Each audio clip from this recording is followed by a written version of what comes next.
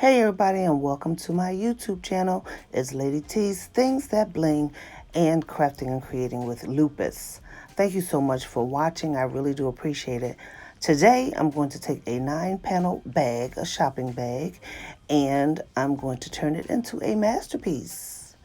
As you can see right there, if you think this is something that you might be interested in, please stay tuned. So here I am with my tape measure, measuring the square. I'm just measuring one because they're obviously all the same size. But in my measurement, horizontally is 4. Vertically is a little teeny bit less than 4. But I made all of my images 4 by 4. And I did that in Design Space, Cricut Design Space. I just took and made all my images 4 by 4. As you can see now, I'm going in there and I already chose my images so as not to be so long with this. But here are my images. Some of them are. And I'm just showing you that I go in and try to reduce them all to 4 by 4. So I'm not going to show you everything, but as long as you remember 4 by 4, then you'll be good. Now these bags are good for shopping. If you like to go shopping, you can give them as a gift to someone, however you want to do it. Now you see I'm cutting out my images. May I please say this? When you're cutting out your images, please check your images before you press anything and make sure your images that have words on them are mirrored. Make sure they are mirrored, because if not, the words are going to come out the wrong way and you're going to be looking like OMG. That's why it's good to check to make sure your images are. See that mistake right there? I didn't mirror that image. So the words were facing the right way for me to read them, but not the right way for the bag. They have to be mirrored. There's no question about it, unless you don't mind having your wording backwards. So I just wanted to say that. And when you get your images and you begin to place them, you just want to make sure that everything is nice and even. And because the bag, the background of the bag is white, I like it white, like that.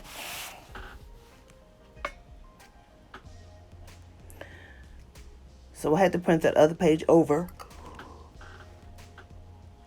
simply because I printed it the wrong way. That's why please practice before you get your images. And if you see that you forgot to mirror your image, it's okay. Just go back and mirror it. It's not a problem. You live and you learn. So I'm just cutting them all out here.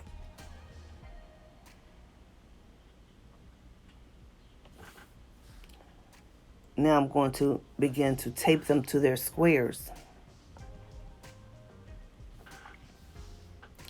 You can do a lot with these squares. You can put whatever you want in them. I'm going to make a bag with Bible verses. All of the squares are going to have Bible verses on them. So that's one of the intentions, one of the things that I intend to do. However, you can put whatever you want. I'm also going to make one for my mother-in-law, and it's going to have her children, her grandchildren, and her great-grandchildren on them. So that'll be 9 pictures, because she has 3 children, and she has 3 grandchildren, and she has 3 great-grandchildren. So she would absolutely love that bag. And that's what I want to do for her birthday is in October. She'll be 91 years old. So I would definitely love to make this bag for her. Now, what I want to tell you is that image was a little bit too big, so I had to go back and make it just a little bit smaller because the words were not going to all fit. And I want all of my words to fit on my bag. I don't want them to go into the black part of the bag. So make sure you measure twice when you're putting your things on the bag. Because once it's pressed on there, it's pressed.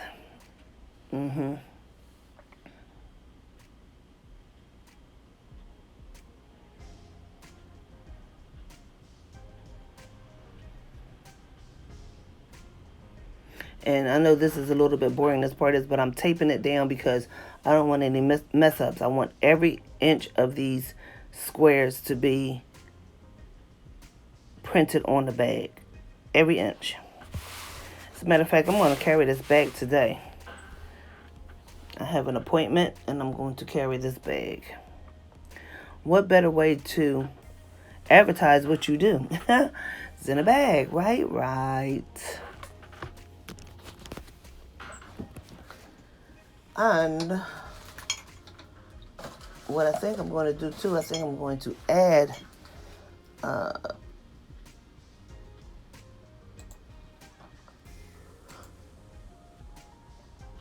excuse me, y'all. I don't know why I keep yawning right now, but I think I'm going to add my name to the back, my emblem to the back, so people can know who I am. And then want a bag like this, ask me how, and I will definitely show them. So as you see, I'm being very meticulous about placing this on here. Very meticulous, because I want to make sure that none of the images pop up or are not laying properly. That's what I want to see. That everything is all right.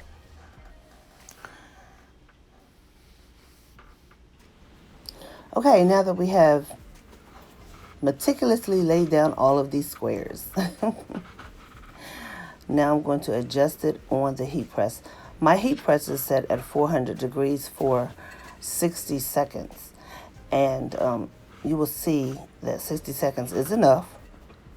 So I'm making sure everything is pressed down, making sure the squares are right so that when I press it, every square has heat on them. I had to take off the bottom 3 because they weren't going to get pressed correctly. So I took off the bottom 3 and just pressed the 6 for the time being. To make sure that my handles were out of the way from the bag, and make sure that this object is sitting on the heat press. And you have to be precise about this.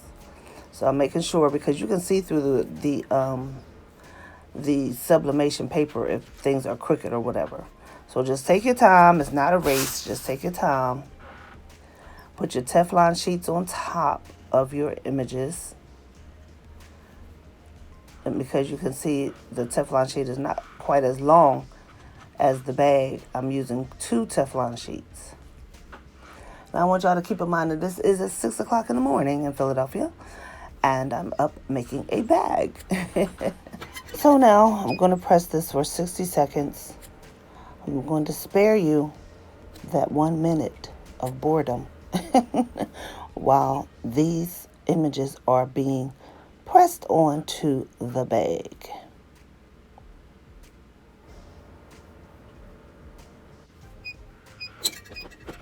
Okay, time's up. Let's check it out. Yes, remove those Teflon bags that are very hot.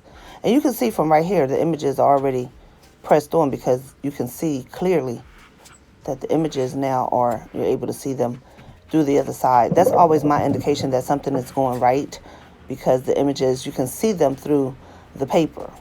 If I couldn't see them through the paper, I would have pressed it again until I could see them through the paper. And voila, here we go. What?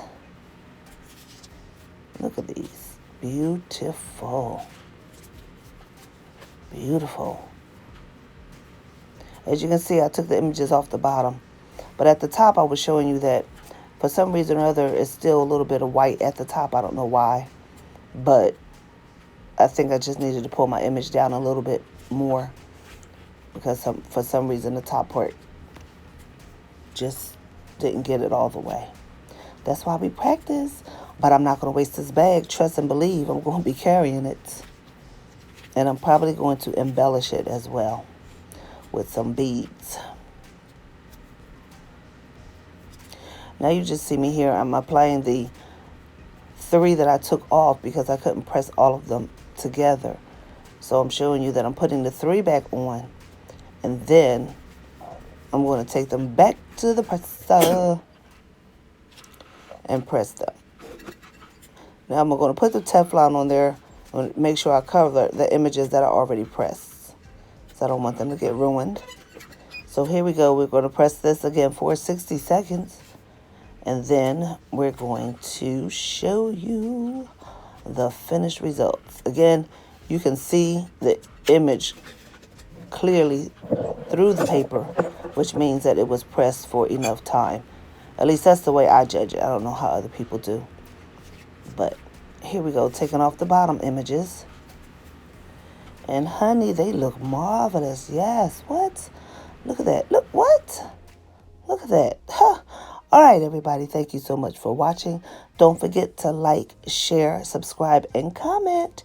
And I'll see you again on the next crafting video. This is Lady T signing out. Grace and peace to you.